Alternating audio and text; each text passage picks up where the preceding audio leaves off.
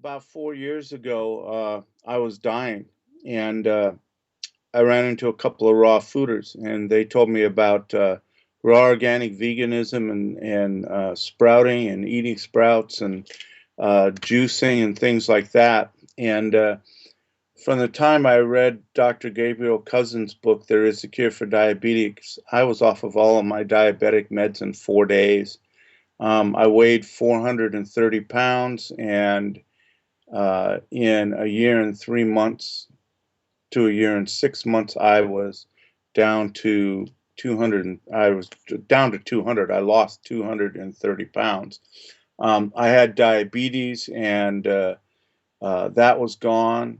I was on 25 prescription medications. In 6 months, I was off of 24 of them.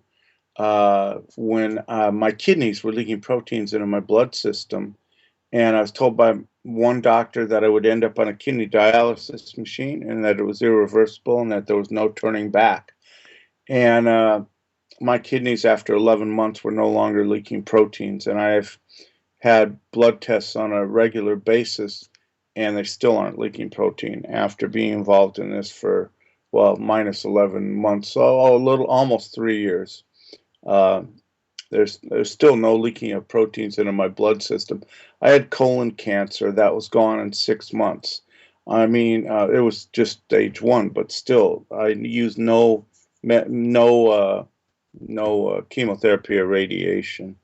So I had, I mean, I'm alive today because of all of this, and I just I just am about getting the word out about this because I'm not an isolated incident. I'm not a something that just is. This is kind of what's normal that's happening within the raw food movement. To see these kinds of what we would call amazing healings through food. I mean, don't get me wrong. I'm not telling people to not go see their doctors. Everybody. I mean, I was seeing my doctor. Let me tell you.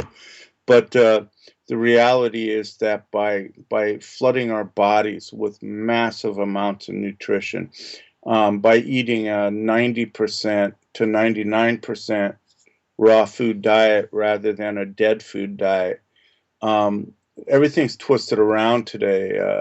Really, people put values on their house and their cars, and they strive to do this and they strive to do that.